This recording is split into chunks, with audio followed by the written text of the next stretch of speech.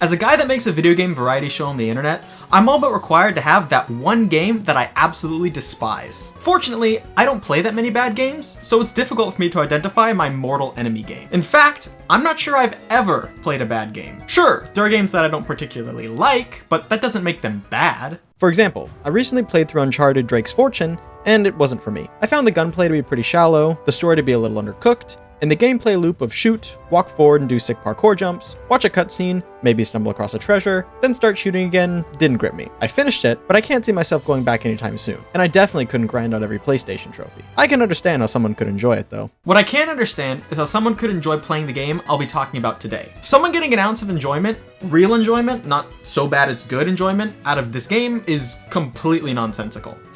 In fairness, it's also nonsensical that I spent 13 hours of my life getting every PlayStation trophy in this game.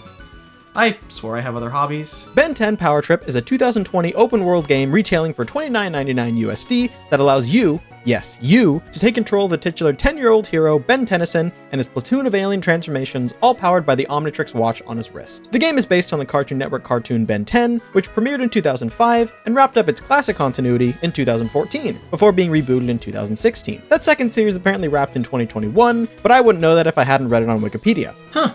I did watch the original series, especially the Alien Force and Ultimate Alien arcs, and I really enjoyed them. Back in the day, I also played my fair share of Ben 10 games. A whole entire singular one of them. Ben 10 Protector of Earth was a game I played once. I don't remember anything about it besides I borrowed it from my friend Colin in elementary school, and eventually returned it to him. I don't even have a copy of the game to get footage for this segment. Here's my cat. As it stands, Ben 10 Power Trip has a 3.8 score on Metacritic, a scathing rant post on the Ben 10 Reddit page, and surprisingly, very positive reviews on Steam, sporting such rave reviews as... The problem with this game is that too many bugs. I hope someday there will be Ben 10 game with many more aliens. At least 20 aliens we could use. Reboot sucks, and this game is also inadequate. This game leaves a lot to be desired. And simply put, this game sucks. All of which were self-labeled as positive reviews. I'm not sure people know how reviews are supposed to work. I do know how reviews are supposed to work though, and I plan on reviewing Ben 10 Power Trip right now, alongside going over the journey to get every PlayStation trophy. I downloaded Ben 10 Power Trip off the PlayStation Plus games catalog for no additional cost beyond the yearly membership fee.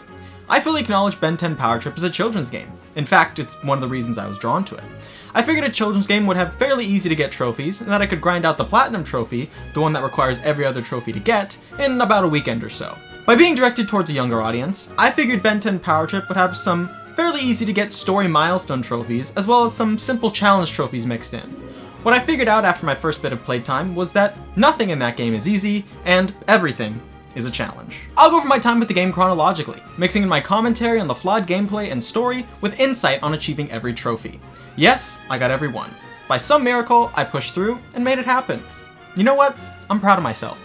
After I get done talking about the game, I'll address a few counterclaims to my criticisms, and maybe we'll be friends when everything is said and done. So strap in, grab your fanciest wrist adornment, prepare for a stupid quantity of scooter puns, as we get ready to achieve the heck out of this god-awful game. The game begins with Ben, his cousin Gwen, and their grandfather Max exploring the lovely countryside of somewhere in Europe. A bolt of lightning draws them into the woods, and Hex, a magic-using villain from the show, tells of his evil plan to collect the 3 spiritual stones from The Legend of Zelda: Ocarina of Time. To prevent Ben from thwarting his plan, Hex casts a spell on Ben's Omnitrix, locking him out of his 10 alien transformations. With the motivation to recover his superpowers and to save... somewhere in Europe, Ben sets off on an empty, poorly programmed, barely functional experience. When you start this game, you have no aliens. All you can do is control Ben and ride his little razor scooter. Thankfully, you get your first alien, Heat Blast, fairly quickly. Essentially, the forest ranger of Grasshugel Forest needs some help from a 10-year-old, and Ben's more than willing to help. When following the ranger's to-do list, Ben discovers a mysterious portal that restores a transformation to Ben's watch. Oddly, this game does not make good on the promise of its title. Yes, you play as Ben, who's on a trip to Europe, and boy oh boy are there lots of power issues, but there aren't 10 aliens. Over the course of the game, Ben finds 6 transformations that get restored to his Omnitrix, which can be used to solve puzzles and fight enemies. Speaking of combat, this game's combat is awful. You learn that relatively quickly after unlocking Heat Blast, and it only goes downhill from there as you unlock more aliens. The combat, I think, tries to emulate the combat from Insomniac's Marvel's Spider-Man, but it does it in an awful way. I don't have much evidence of the developers wanting to mirror Spider-Man's combat system, but as a fanatic of the Spider-Man games, it felt like a cheap imitation. Square is your main light attack, and triangle is your heavy attack. You can, in theory, vary these attacks into combo moves, but I swear the game has a mind of its own. The only combo I know that the game tried to teach me was the basic square-square-triangle combo. It felt like every time I went to do this though, the game would accept 2 of my square inputs, then auto-complete the triad with a 3rd square input. It didn't end up mattering much because I leveled up my attack stats so much that I just had to beat on the square button until I won, but at the start of the game, I tried my best to do combos. Another area where the game's combat system falls flat is the airborne combat. In Spider-Man, you can use the hero's agility to defeat enemies in the air. In Ben 10, despite having enemies that fly and teleport around in the air, you cannot efficiently perform aerial attacks. If you jump, you might be able to get off a quick light attack, but it's definitely not an intended mechanic. When you're faced with enemies that fly, you can use Heat Blast Flamethrower to slowly chip away at an enemy's health, or you're stuck doing jumps and single punches to knock some HP off. Later in the game, you do get an alien that can pull flying enemies to the ground, but you're basically screwed until then. By creating enemies that fly, it's obvious that the devs wanted you to fight airborne enemies, but they didn't give you the tools you need to succeed. Alas, combat isn't the entire point of the game. It's just a major part of it. The other key feature of this game is exploration. Ben 10 Power Trip gives the player a massive world with a teeny tiny amount of things to do and very little else to fill the lifeless plains, cities, swamps, mountains, and forests of Strudelbeck. I mean, somewhere in Europe. After completing the combat tutorial with the Heat Blast transformation, the Park Ranger gives Ben a few other errands which introduces the various collectibles and side quests that the game has to offer. Each of the 3 main areas of the game has a series of monster crystals that need to be broken, a set of record discs and other trinkets that need collecting, some various chores to do for NPCs, and 10 scattered items that some other NPC wants you to collect. There's also 15 challenge rooms where Ben must solve puzzles without the use of his Omnitrix transformations that are arranged by Lord Decibel. I don't think Decibel was in the original series or the Alien Force / Ultimate Alien sequel series, so I don't have much of an attachment to him. His puzzles were fine enough though. They ran well and provided a nice break from terrible combat and the vacant world. I guess I should talk about the game's performance now. It's bad.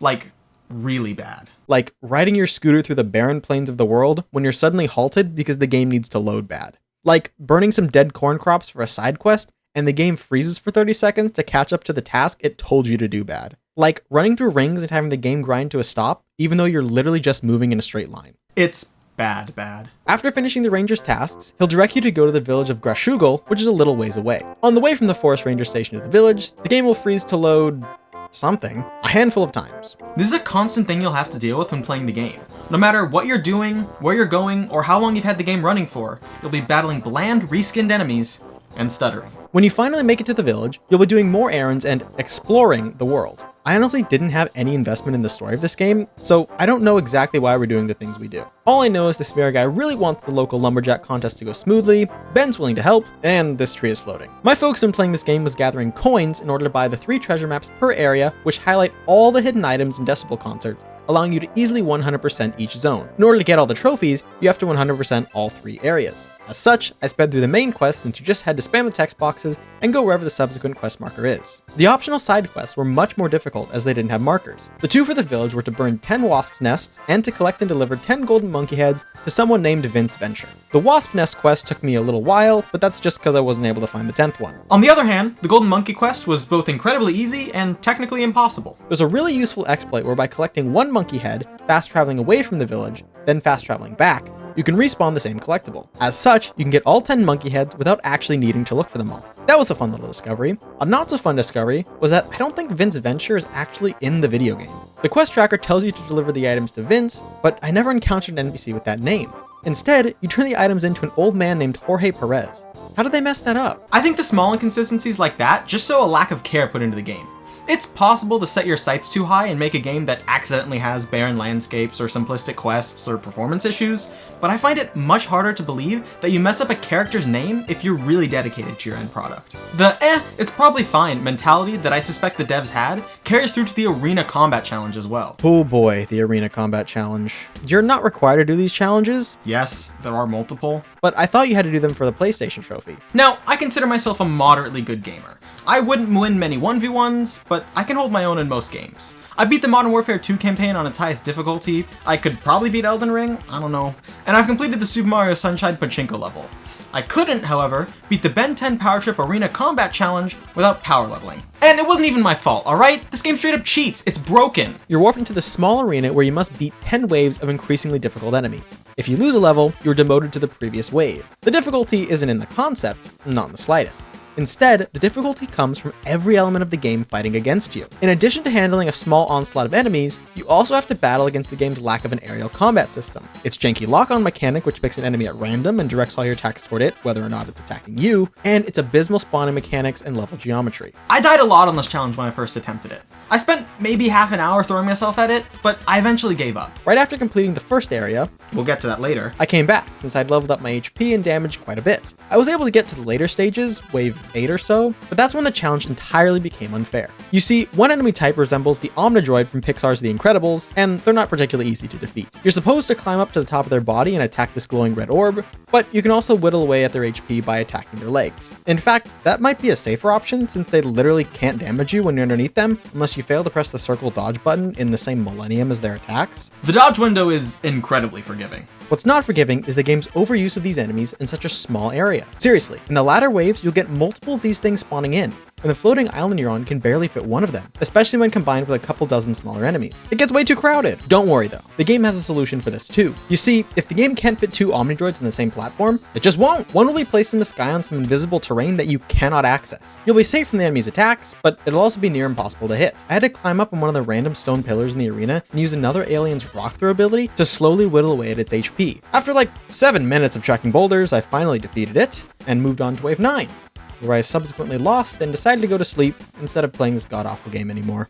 I finally beat the Arena Combat Challenge when I had leveled up my attack and HP nearly to max, and had gotten all the aliens. I still found the challenge difficult because of the small arena size, but I didn't experience any spawning issues that made the waves harder than they needed to be. I also found out that the combat challenge wasn't required. Yep, even though completing all side missions is listed as a requirement for 100%ing an area, you don't have to do the Arena Combat Challenges. Side note, I went and completed the combat challenge in the second area as well, just to prove to myself that I'm not incompetent, and it was incredibly easy. It was the same format, 10 rounds of random enemies, but it was made vastly easier because of the more user-friendly arena's size and shape. Instead of a small skinny rectangle, the second combat arena was a rather large square, giving the player enough room to properly dodge and train the enemies, which led to my success. I didn't particularly like it, but I didn't get mad at the game for cheating me out of my Sunday evening like I did during my first few attempts of the Forest Arena Challenge. Returning to the main game, finishing up the forest area wasn't much different than what I've stated before. At one point, you have to go to the swamp to help Dr. Amphibian develop a serum that makes the lumberjacks' beards grow quickly, and you deliver it to them in order to make the Lumberjack Festival a success.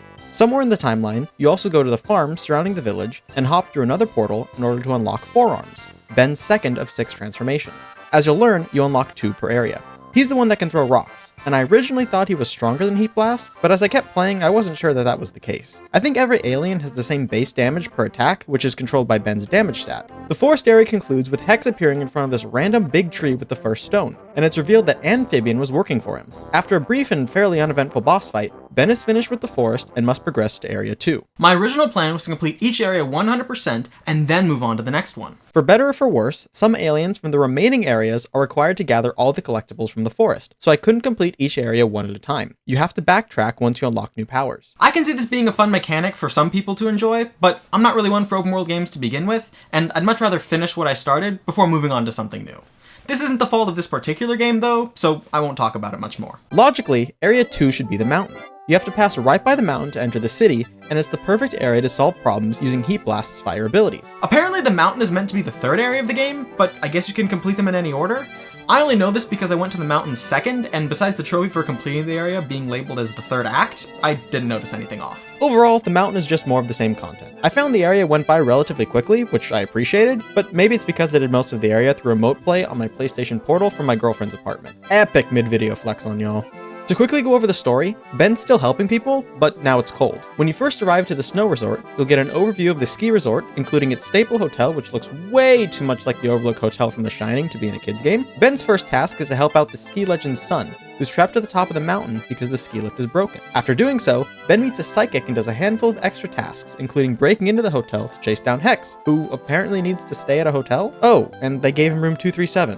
Like the one from The Shining. In a kid's game. And this room has no front door, or side door, or closet, or bathroom? What an awful hotel. I don't know where else to mention this, but there are more references that children won't get in this game. Surely the devs didn't expect a kid to understand the reference to the horror film The Shining, and I'm guessing they didn't name the NPC you collect rocks, or minerals for, Marie Schroeder, wife of Hank Schroeder, for all the 10-year-old Breaking Bad fans, but I also don't think the game was developed with adults in mind. You know, since it's so broken. There's a Better Call Saul reference in LEGO Star Wars The Skywalker Saga, so it's not unheard of for games mainly targeted towards kids to include nods to the parents in the room. But LEGO Star Wars is a good game, so parents might actually want to be in the room. The 2 aliens you unlock in the mountain area are actually kind of neat. Wrath is a parkour guy, and you get access to some Nathan Drake-like abilities that are okay. They don't always work, and it can be hard to get exactly where you want to go, particularly when you need to climb up from a hanging position to return to a grounded position, but it's whatever. In combat, I think Wrath controls way too much like Forearms for his own good, but in general, the combat isn't that deep anyway.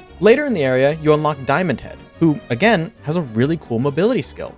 By holding down R2 while in the air, Diamond Head can create a Frozone crystal path, which allows him to skate through the air. As far as using these abilities as game mechanics go, I think they're pretty good. Compared to Heat Blast double jump or Forearms boulder pushing puzzles, these 2 aliens are way more fun. Their use may be limited outside what the game wants you to use them for, but I think they're fine enough gameplay pieces. By the time I'm starting to have fun? With these, the area ends though. I must not have been paying any attention at all, because I felt like Hex just showed up out of nowhere sporting his new spiritual stone, and the area was over. I stuck around for a bit to hunt down the accessible side quests and extra collectibles, but once I got all the ones that were available to me, I moved on to the 3rd and final area of the game, Strudelbeck City. And it was the worst one yet. There are no vehicles in this city. There are no ambient sounds in this city. I mean, there's no people in this city. Why did they give you such a large urban area, literally associated with having a dense population, and make it more barren than the small village in the forest? Again, we can draw comparisons to the Marvel Spider-Man series here. The map of New York City is jam-packed with collectibles, random encounters, NPCs to bother, and secrets and references to other superhero-y thingies. It's fun to just swing around New York and see what'll happen. The movement abilities are a blast to use and master. In contrast, the city in Power Trip feels like a Call of Duty Nuketown map. There are no meaningful collectibles, no engaging random encounters, literally 0 NPCs to bother, and the movement abilities aren't that fun. The abilities are, however, the reason why the area is the way it is. During the first mission in the city, Ben enters a factory and unlocks the first alien of the area, Accelerate. You know, the fast one. The one that runs really freaking fast. The one that needs 0 obstacles in his path, otherwise his ability is useless. That's why there aren't any dynamic moving cars or people in the city, because you'd constantly be bumping into them when accelerating around. During some of the later missions, they do add stagnant cars blocking the road to serve as obstacles for your speedy movement, but they're added so haphazardly, it's clear someone was just copy-pasting assets. Like, there's no respect for the proper direction of traffic. Being a game set in Europe, you'd expect cars to drive on the left side of the road. It's even joked about in the game's intro. Grandpa Max forgets which side of the road he should be on. In the mission where you have to chase down the comic book delivery driver, he's all over the place. Whenever there aren't random fences delineating the opposite flows of traffic, he'll use whatever darn lane he likes. And it's not like he's a criminal fleeing the scene and paying no mind to the law. He's a normal guy who just completed a delivery. Why is he driving like he's never been behind the wheel before? He must be from LA. So yeah, the city's empty to allow Accelerate to thrive. But honestly, I think his speed is still a little much. I can't believe I'm saying this, but I wish I could move slower as Accelerate. In the large open fields between the forest, mountain, and the city, Accelerate's movement speed works. Even though they attempted to make the city as vacant and accessible as possible, I still find myself getting speed wobbles and crashing into streetlights or whatever else is on the side of the road. And it's not just running on the road. Accelerate's other ability is to rail grind, and I find that after hopping off rails that lead up to small platforms on the sides of buildings, my momentum carries me off the edge, sending me careening to the streets below. The game wants you to use the rail, end up on the platform, then proceed from there. But its own mechanics are again working against it. From what I've seen, Strudelbeck City must have been rushed. Either that, or there was even less care put into it than the rest of the game. There's literally multiple walls that just aren't solid, and Ben can walk right into them. The game does push you back in bounds, so it knows you're not supposed to be where you are, but it doesn't stop you from just strolling into what should be a building's solid wall. There's also no respect for the narrative, or rather, what this game calls a narrative. During a part of one mission where you use Accelerate's speed to chase after Hex, he constantly tears up the road to prevent you from following him. He completely destroys parts of the city, and I think this could have been a really key point in the story for the people of Strudelbeck to get emotionally involved in the conflict between Ben and Hex. So far, the threat of Hex has been fairly abstract. Your usual, I'm gonna take over the world kind of stuff. But after taking the fight directly to Strudelbeck City, he's made the looming danger far more concrete. It's evident that Hex doesn't care about those around him, and he's truly an evil entity. The population of the city has seen this firsthand, and I bet now they'll be more willing to help Ben on his journey to defeat— What's that? The city gets magically repaired after the mission ends? The people couldn't care less that they were attacked? A group of teens literally make Ben hijack a radio station to play their garage band's music as a requirement for giving him information about a comic book?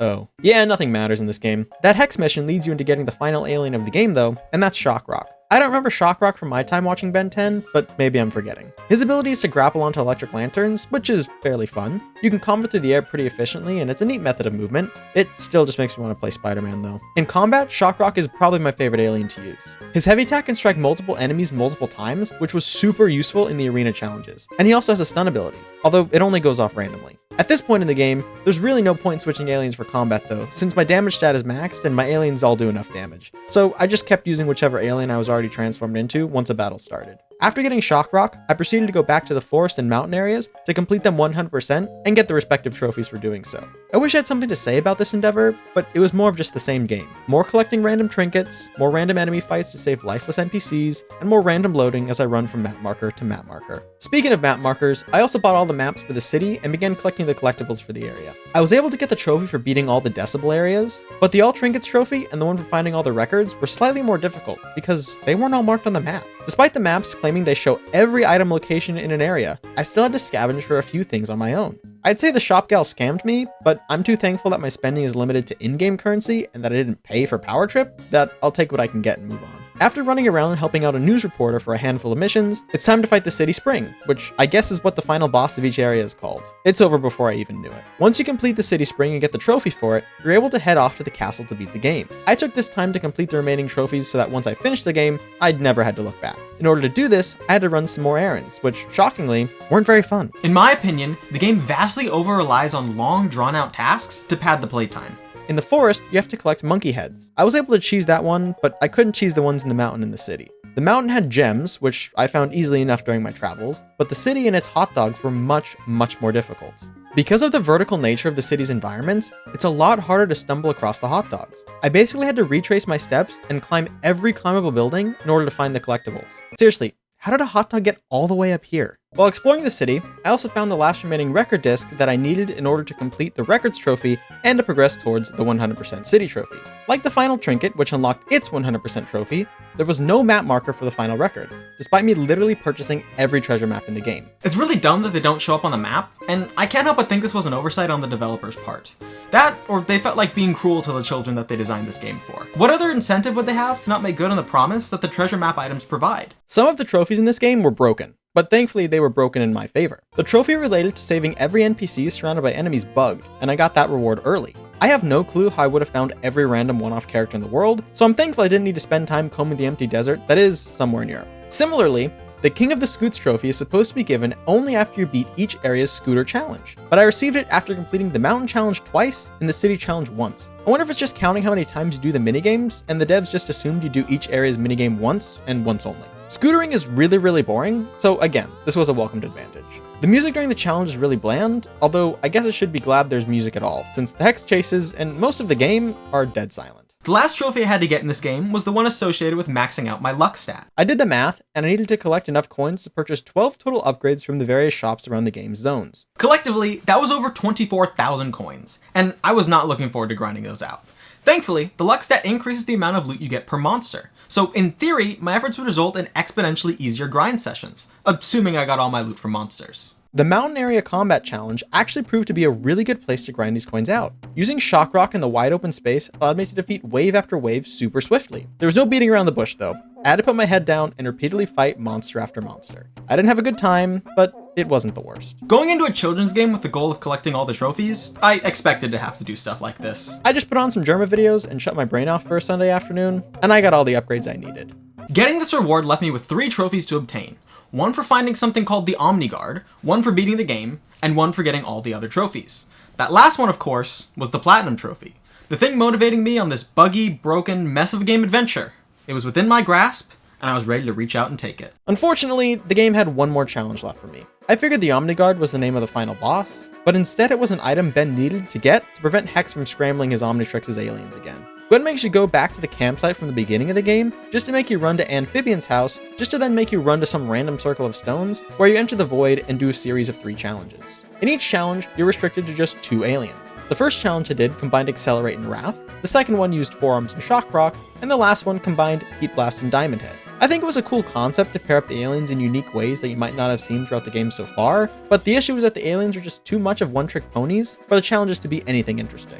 Instead of combining the alien's powers, you just switch from one to the other. You're not using Accelerate Speed to enhance Wrath's acrobatics, you're using Accelerate Speed and then using Wrath's acrobatics. At one point in the challenge, I broke a crystal during the cutscene showing how I could now break the crystal, and I softlocked Ben almost entirely. I could move around, with no animation, and jump, but I couldn't dodge, attack, or use my R2 abilities. Unfortunately, I figured this out at the very end of a challenge, so I had to quit out of the game and restart it. Note that I said quit out and not return to the title screen, because it turned out that basically all of my buttons stopped working. I made sure to wait an ample amount of time before breaking any crystals after that. After doing the 3 challenges, Ben's watch is protected from Hex's magic, and we're able to take the fight to this random castle in the middle of Strudelbeck, where Hex is apparently just hanging out. I don't think it's his castle, since we previously saw him staying in a hotel, but I also don't know who else would own this place, since we never saw a president, prime minister, governor, or anything like that. Maybe it belongs to the mayor of Grashugo Village. Hex's boss fight was pretty easy, since I was literally maxed out. Again, there's a series of 3 smaller fights in order to break crystals, which power a shield around Hex, and once those are down, you just smack him until he runs away. After chasing him up a wicked long staircase,